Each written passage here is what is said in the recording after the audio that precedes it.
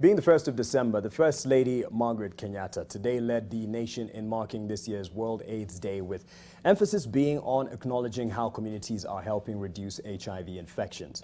The national celebrations were held in Kisii, where the First Lady also laid the foundation stone for a mother and child hospital that is aimed at ensuring that mother-to-child transmissions are reduced.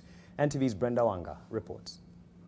The chilly weather was no match for the First Lady as she led the nation in marking this year's World AIDS Day in Kisii. The event is observed every 1st of December to take stock of the progress made in combating the spread of HIV and AIDS.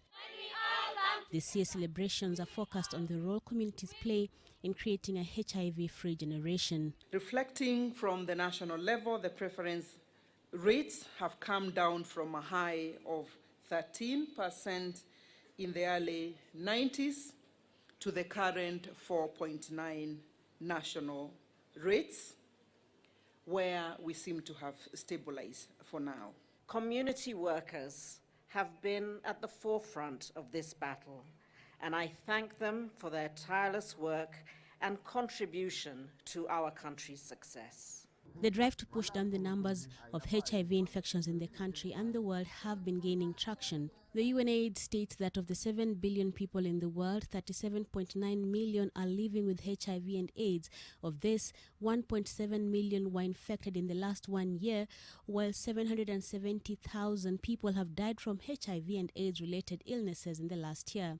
A further 8.1 million people do not know that they are living with the virus. But perhaps even more encouraging is the increase in the number of people accessing life-saving ARVs. Currently, 24.5 million people are on ARVs. However, interventions are now focusing on preventing the spread of the disease, especially among young women aged between 15 and 24. Statistics indicate that 6,000 of these people get infected every week, while AIDS-related mortality has declined by 33% since 2010. The same statistics indicate that more effort in combating the virus ought to be directed at the most vulnerable groups. For instance, men who have sex with men and intravenous drug users are 22 times more likely to get infected than heterosexual couples. Sex workers and transgender people are also at risk of getting the virus than other groups.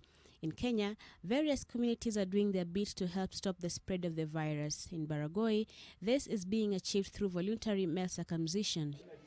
Here, a group of young boys are now recovering from the cut as they not only transition from boys to men, but also reduce their chances of contracting HIV and AIDS. Hakuna wale wengi wanakuwa na hiyo magonjwa. The call, however, remains for the need to have as many people as possible going for the HIV test to determine their status and live accordingly. Brenda Wanga, NTV.